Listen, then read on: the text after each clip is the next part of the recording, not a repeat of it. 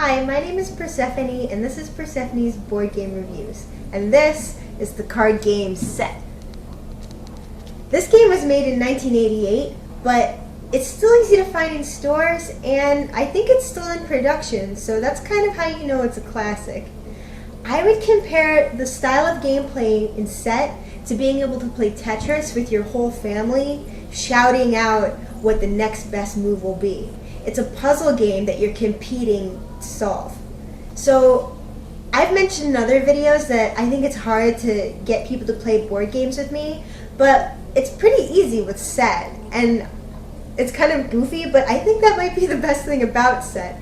It's a great gateway game. For example, you could say, "Hey, would you like to compete with me in a competitive activity?" "Oh, I don't know. I was thinking maybe a quick game of Set." No, there's no learning. All you gotta do is look at the cards on the table with me, and if you see a set of 3 cards, you yell "Set," and you slam your hand on the table like a drunk person. Then you take the set and keep it as your points. Then we put more cards down, and whoever has more points at the end of the game wins. So that's all the rules, really. And at that point, it's pretty much sold, I think. But the only tricky thing is that you have to explain what a set is. And normally in these videos, I don't like to go over the rules or take time in the video explaining the rules. But with Set, the rules are probably the selling point. Okay, so to decide if 3 cards make a set, you have to review those cards in terms of their 4 characteristics: quantity, color, pattern, and shape. 3 cards make a set if all of the characteristics in each category are the same, or all of the characteristics in each category are different. So for an example, this is a set. And you know that because they're all the same color, they're all purple, they're all different shapes, they're all 1 item instead of 2 items or 3 items. And they're all the same pattern. They're all clear instead of striped in the middle or solid in the middle.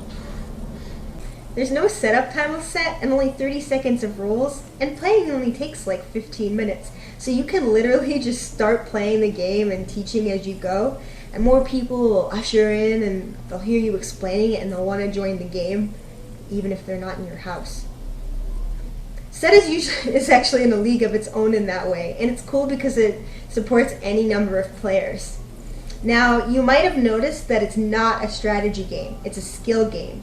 And that makes it pretty unique and recommendable, but of course the problem with a game of pure skill is that if you're doing really bad, it hurts. It hurts really bad. Like if I have a set of if I have 2 sets and my opponent has 15 sets, it's brutal. Like, it just makes me feel like, man, I am an inferior human being, and now it's just obvious to everyone, and dang it, I'm gonna cry. This is a bad time.